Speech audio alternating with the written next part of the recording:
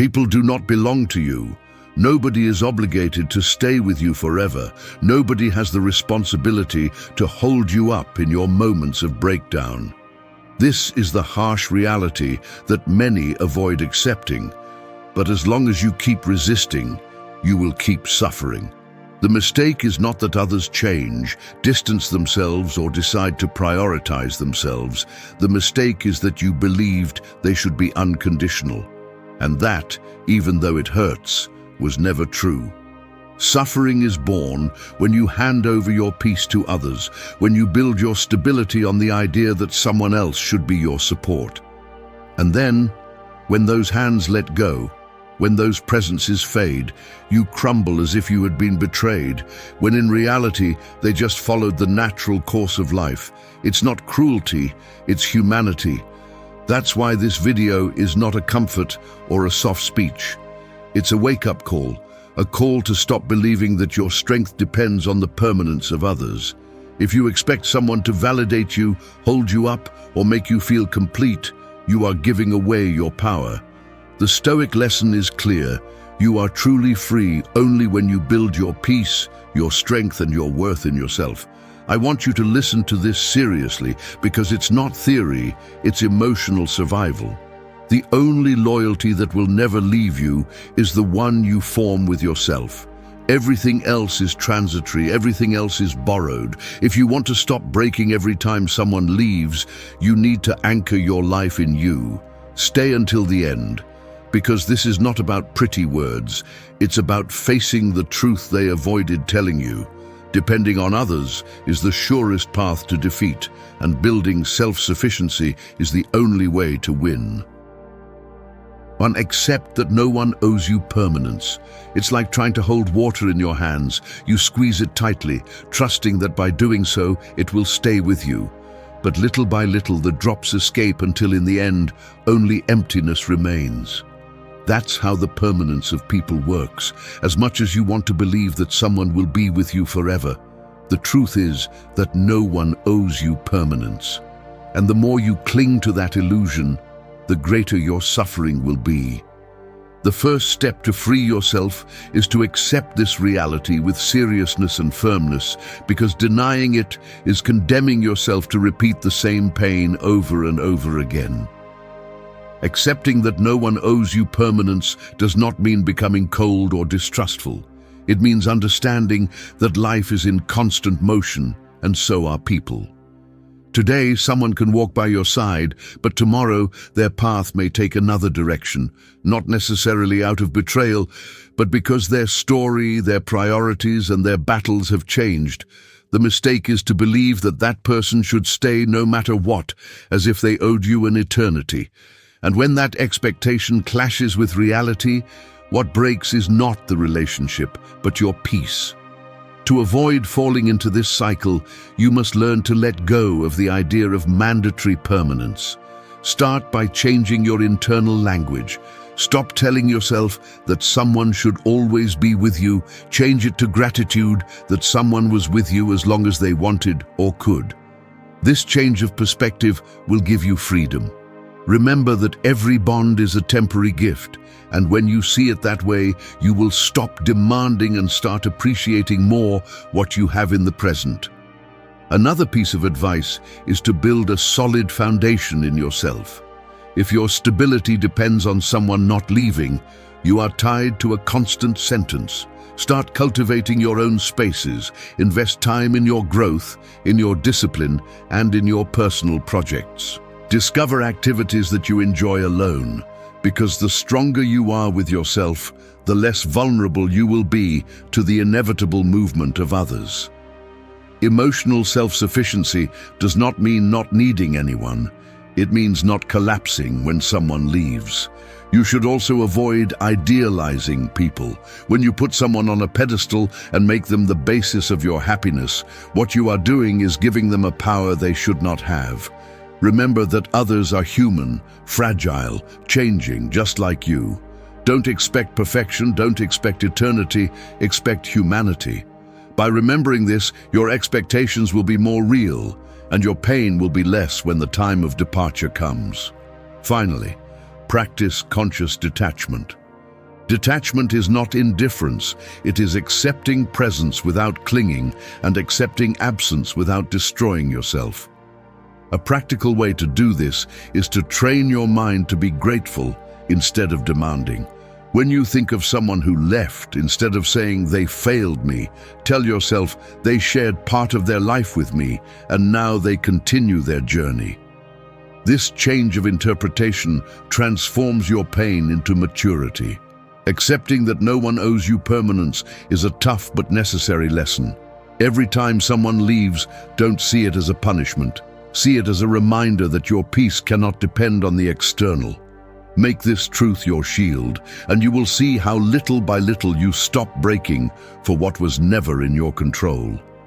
Because freedom begins when you understand that the only assured permanence is the one you build with yourself.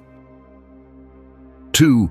Build an unbreakable relationship with yourself. Living depending on others to feel complete is like living in a glass house. Any stone thrown from the outside can shatter it and leave you exposed. This fragility is the consequence of not having a solid relationship with yourself, of not being your own refuge. If you don't build that bond, you will always be at the mercy of what others do, say, or stop doing. Life is too uncertain to allow your peace to depend on someone else. That's why you need to build a connection so strong with yourself that no abandonment or rejection can break you. The common mistake is to look outside for what we have never cultivated within. We ask for attention because we don't know how to give it to ourselves. We demand love because we haven't learned to love ourselves. We expect company because we can't stand the silence of being with ourselves. This dynamic becomes a chain that ties you to emotional dependence. If someone walks away, your world crumbles because you never learned to stand on your own. And the most dangerous thing is that this dependence turns your need into visible weakness, and there are people who take advantage of that. The only way to free yourself is to learn to be your own company. Building an unbreakable relationship with yourself is not achieved with empty self-esteem phrases. It is achieved with constant actions. Start by dedicating real time to yourself, not leftovers from your schedule. Learn to enjoy activities alone, whether it's reading, walking, writing, or training, and watch how little by little the initial discomfort transforms into calm. This space is not empty. It is proof that you can be with yourself without depending on anyone else. Another practical tip is to learn to validate your own achievements. Stop waiting for external congratulations to feel that you are progressing. Every time you achieve a goal, no matter how small, acknowledge your effort. Write it down, celebrate it in silence, but don't ignore it. This habit trains you not to need others' applause to feel valuable. When you learn to witness your own growth, you will stop living like an emotional beggar, begging for recognition. Discipline is also key in this construction. Keeping the promises you make to yourself strengthens your internal confidence. If you say you're going to train, do it. If you decide to get up early, get up. Every time you keep your word, your mind understands that it can trust you, and that trust is the pillar of the relationship with yourself. On the contrary, every time you fail yourself, you feed insecurity and reinforce the dependence on seeking outside what you do not build within. Don't forget the internal dialogue. What you tell yourself every day creates the quality of that relationship. If your mind is full of criticism and contempt for yourself, you will never feel peace in solitude. Changing that discourse is not an act of arrogance, it is an act of justice with yourself. Speak to yourself firmly, acknowledge your mistakes, but also acknowledge your virtues. An internal enemy is more destructive than 100 external enemies, so you need to become your strongest ally. In the end, an unbreakable relationship with yourself means that you are capable of being alone without feeling lonely, that you can trust your judgment even if no one supports you, that you know how to get up even when everyone turns their back on you. It means that your strength does not depend on others staying, but on you never abandoning yourself. Because if you achieve that connection, the world can change, people can leave, but you will always have someone to trust, yourself. And that is the type of loyalty that never breaks. 3. Free yourself from unrealistic expectations. Walking with unrealistic expectations is like carrying a backpack full of rocks that you yourself put inside. Every time someone doesn't act as you expected, another rock falls on your back. And the worst part is that it wasn't that person who placed it, it was you, by imagining that they should behave in a certain way. The weight doesn't come from what they did, but from what you invented they should do. That's how the trap of expectations works. A silent pain that you manufacture yourself and that chains you to constant frustration. The truth is simple but harsh. No one is in this world to fulfill what you expect. Each person acts from their history, their wounds, their priorities, and their way of seeing life. Pretending that others react as you would is a sure recipe for disappointment. It's not about people being cruel, it's about them living in a reality different from yours. And the sooner you understand this, the less you will suffer. The first piece of advice to free yourself from these expectations is to train your observation. Instead of assuming how someone should act, observe how they actually act. Take their actions as data, not as promises. This practice distances you from illusion and brings you closer to truth. When you learn to see people as they are, not as you want them to be, you will stop filling yourself with frustration. Another fundamental step is to adjust your internal language. Every time you think, "they should be there for me," replace it with, "they can be there for me, if they want or if they can." This simple change transforms an imaginary obligation into a real possibility. It frees you from resentment and teaches you to appreciate what you receive instead of demanding what you invented. It is also key to let go of the idea of automatic reciprocity, believing that because you gave something, the other person must return it in the same way, is to condemn yourself to disappointment. Life does not work as a fair exchange of favors. Give what you want to give, but do it because it comes from you, not because you expect a guaranteed return. When you give without strings attached, you don't feel cheated if you don't receive the same. The practice of detachment will help you put everything in perspective. If someone fails you, instead of saying, "they betrayed me," understand that they simply acted according to their nature and their decisions. That doesn't mean justifying it. It means not carrying an extra pain that doesn't belong to you. You decide if you turn someone's action into an eternal wound or a lesson in maturity. A useful exercise is to always ask yourself, does this expectation depend on me or on someone else? If it depends on you, do it. If it depends on someone else, let it go. This repeated question saves you years of frustration because it reminds you where your true power lies. Not in controlling the will of others, but in directing your own behavior. Freeing yourself from unrealistic expectations doesn't make you indifferent, it makes you realistic. It teaches you to relate from clarity, not from fantasy. And although at first it hurts to let go of this illusion of control, later you will discover that your heart feels lighter, your mind freer, and your relationships more sincere. Because no one can give you peace if your backpack is full of rocks that you yourself put in, and no one can take it away but you. True freedom comes when you stop demanding that others fulfill scripts they never signed and start living with gratitude for what they truly offer. 4. Make change your ally. Change is like a storm that breaks in without asking for permission. You can curse it, run to hide, or stand paralyzed waiting for it to pass. But the truth is that sooner or later the rain will fall and the wind will sweep away what was not firm. That is the nature of life. Nothing remains intact. People, places, emotions, and circumstances transform with or without your consent. Resisting is like trying to stop the sea with your hands, exhausting and futile. Understanding this truth is what distinguishes those who break from those who grow, because while some cling to the past, others use change as an engine of evolution. Most suffer because they interpret each transformation as a loss. They believe that if someone changes course, it is an abandonment, that if a stage ends, it is a disaster, that if they themselves no longer feel the same, it is a betrayal of their identity. This view turns the inevitable into punishment, but change does not come to destroy you. It comes to show you that nothing is fixed, and that the only way to survive is to learn to move with it.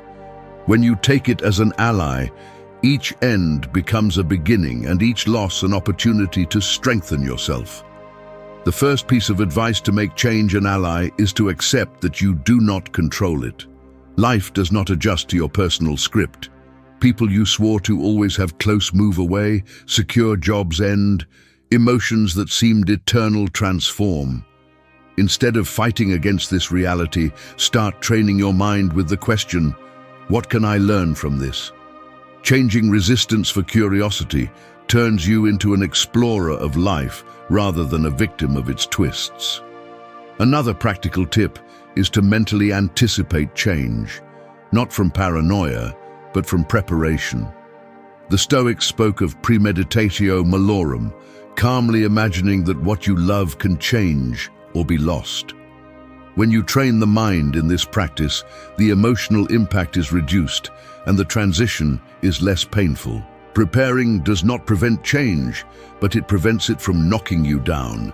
It is also vital to develop internal flexibility. Rigidity is the enemy of resilience. If everything in your life depends on things staying the same, you live in a fragile illusion.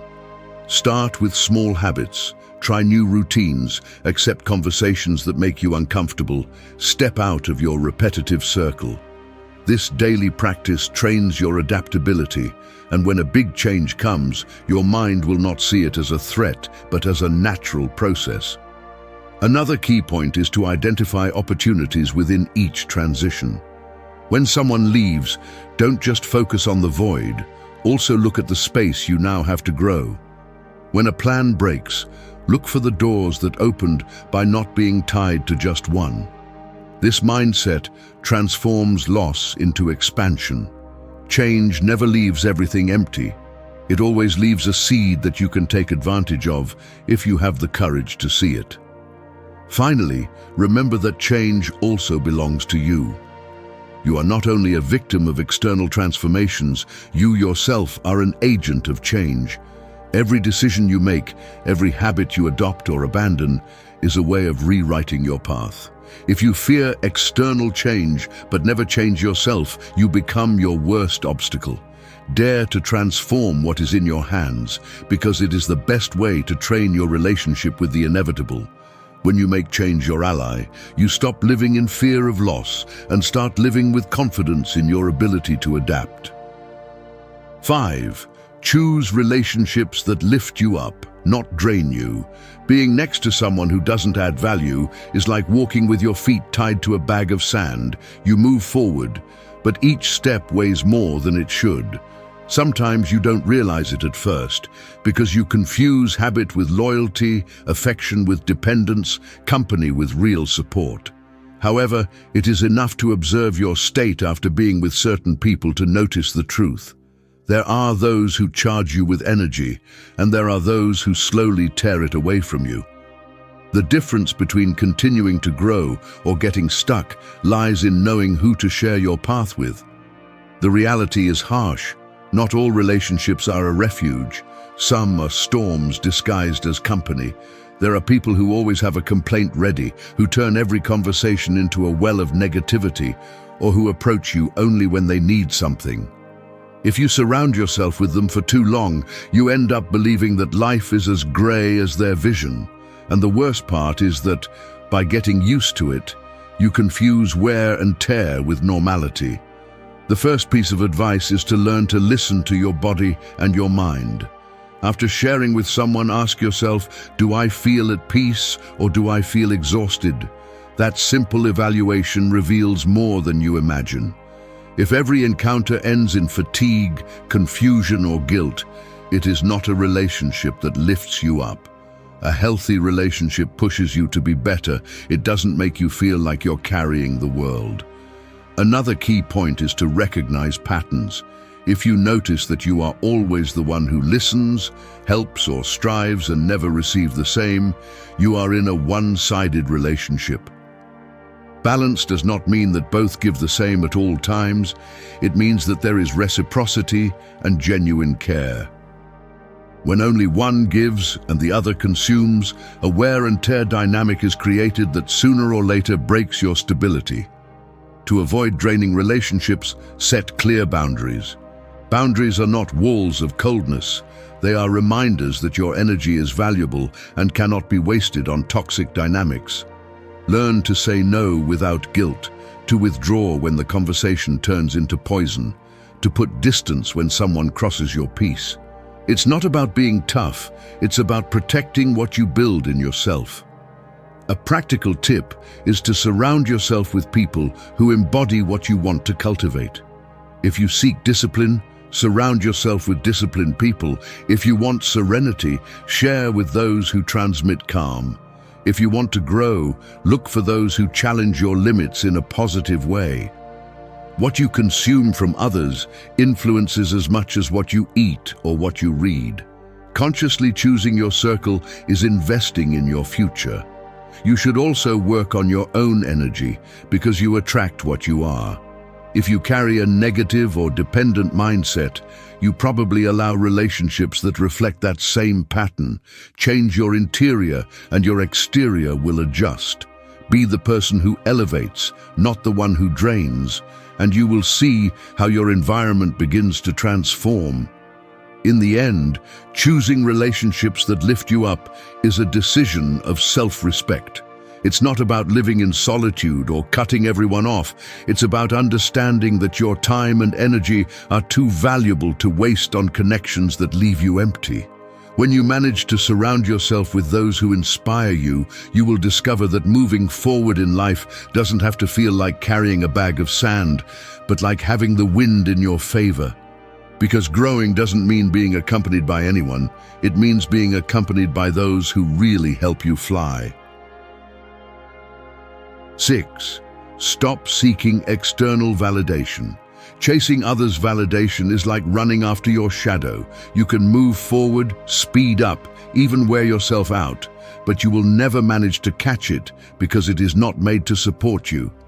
That's how external approval is, a reflection that seems to give meaning to your effort, but disappears as soon as the light changes. And the more you depend on it, the emptier you feel when it doesn't come, because deep down you built nothing within you. Most people are trapped in this trap. They post, act, speak, and make decisions with the intention of receiving a like, a congratulation, or a gesture of recognition.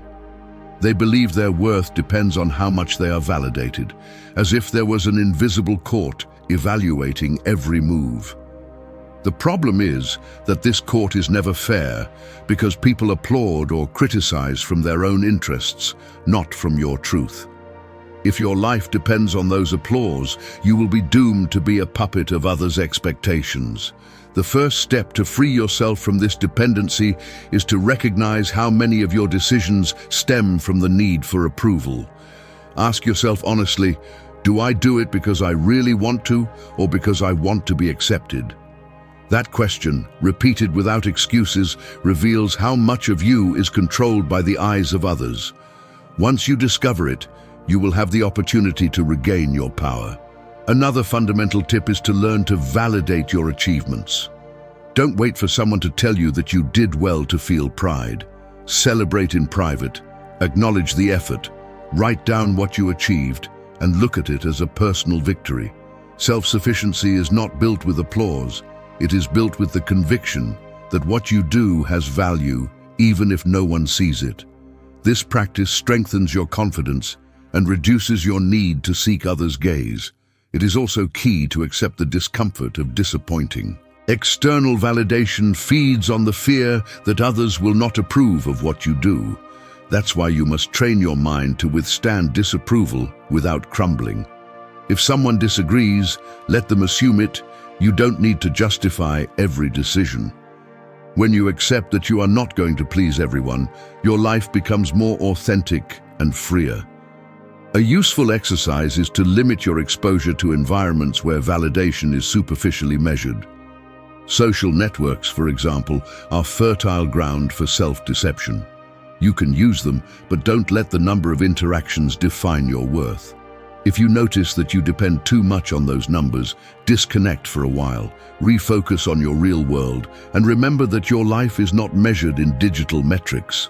Another powerful practice is to become your own critic and your own teacher. Evaluate your mistakes objectively, correct them, learn, and move on. When you trust in your ability to self-evaluate, you stop waiting for external judgments to feel in the right direction. That doesn't mean closing yourself off to feedback, it means not being a slave to it. In the end, stopping seeking external validation is a declaration of emotional independence. It is deciding that your worth does not depend on who applauds you or who ignores you. It means that you can walk with your head held high even when there is no audience, that you can build your life on internal foundations instead of fragile mirrors. And most importantly, it means that you become the owner of your voice, your decisions, and your destiny. Because the most powerful validation is not the one that comes from outside, it is the one that is born when you look in the mirror and know that you did not betray yourself. 7. Take responsibility for your peace. Living by blaming others for your unrest is like leaving the keys to your house in anyone's hands and then complaining when they come in and make a mess. That's how it works when you allow your peace to depend on what someone else says, does, or thinks. If every foreign word, every gesture, every absence has the power to break you, then you don't have peace. You only have a fragile illusion sustained by circumstances. The responsibility for your calm was never outside, it was always within you. The truth is uncomfortable. No one can steal your peace if you don't give it away. However, most people live convinced that chaos comes from others. They blame their partner for their insecurities, their boss for their stress, their family for their frustrations. And although it's true that the environment influences, what defines your stability is how you choose to react. That's the part that many don't want to accept, because taking charge of one's own peace means to stop making excuses and start looking inward. The first piece of advice to assume this responsibility is to learn to observe your reactions. Every time you feel anger, sadness, or anxiety, stop and ask yourself, what part of this depends on me? That question breaks the automatism of blaming and gives you back control. Perhaps you can't prevent someone from criticizing, but you can decide how much of their criticism you allow in. Perhaps you can't change an external situation, but you can choose the interpretation you give it. That difference is what separates those who sink from those who stand firm. Another essential step is to build habits that protect your calm. It's not enough to wait for peace in the midst of chaos. You have to actively cultivate it. Dedicate moments of the day to meditation, reading, or exercise, because these practices train your mind to withstand the storm. Peace doesn't appear out of nowhere. It's trained like a muscle. And the more you practice it in everyday life, the harder it will be for someone to break it in an instant. It's also important to learn to set clear boundaries. Many times you lose your peace not because someone snatches it away, but because you allow them to invade your space. Saying no, withdrawing from a toxic conversation, cutting off dynamics that always end in conflict, are decisions that protect your stability. You can't control others, but you can control how much space you give them in your life. A practical tip is to write an inventory of what steals your calm. Make a list of people, habits, or situations that always end up draining your energy.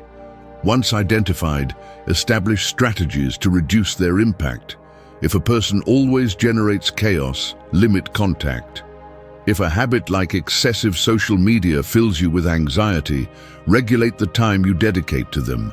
These kinds of actions turn theory into real practice.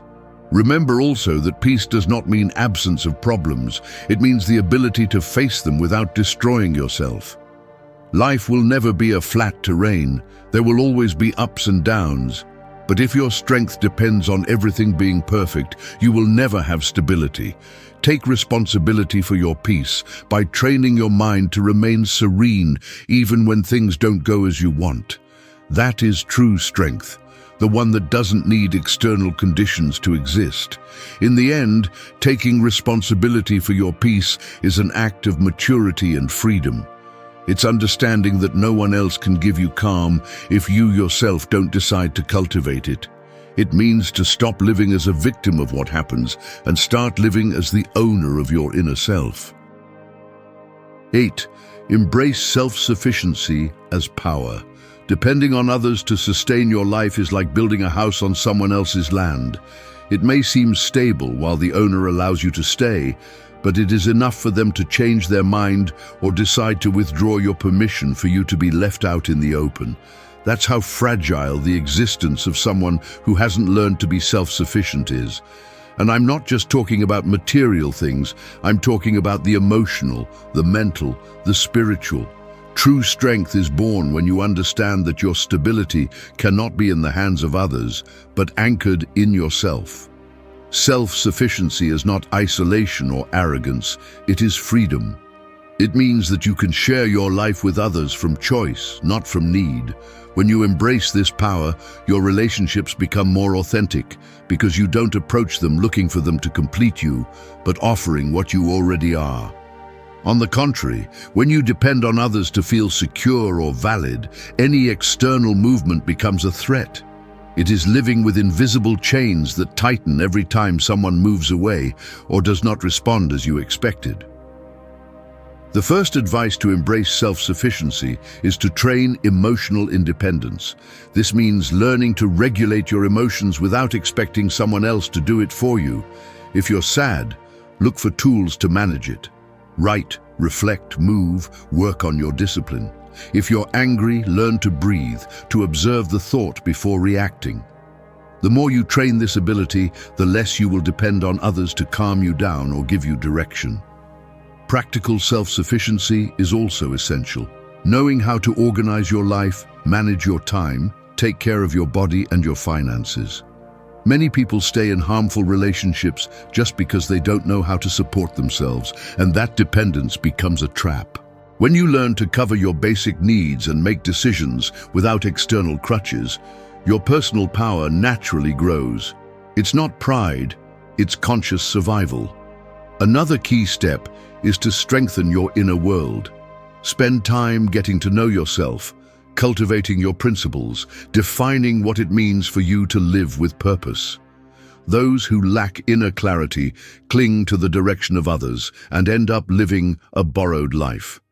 Self-sufficiency as power is born from having your own north, knowing what is non-negotiable for you and staying true to that even when no one else approves. A useful exercise is to practice small acts of independence every day. Don't wait for someone to motivate you to start a project. Don't let others decide for you in everyday life. Don't postpone what you can solve with your own hands. Each action of this kind reinforces the idea that you are capable of sustaining your life. And when a bigger test comes, that accumulated practice will give you the strength to face it. Don't forget that embracing self-sufficiency doesn't mean closing yourself off to the support of others. We all need bonds, but the difference lies in where you relate from. If you do it from need, you give away your power. If you do it from internal abundance, you share without fear of losing. That's the key, that your peace and your value are not conditioned by the presence or absence of anyone. In the end, self-sufficiency is the greatest power you can have, because it frees you from emotional slavery, gives you clarity in uncertainty, and allows you to live with dignity, even in solitude. When you embrace it, you discover that you are never completely unprotected, because you yourself are your refuge, your strength, and your company. Thank you for staying until the end of the video. If you watched the whole thing, comment "I am Stoic" as our secret signal to know that you're a true student of Stoicism. Don't forget to subscribe and give the video a like if you enjoyed it. See you in the next video, and remember, keep cultivating your Stoic mind.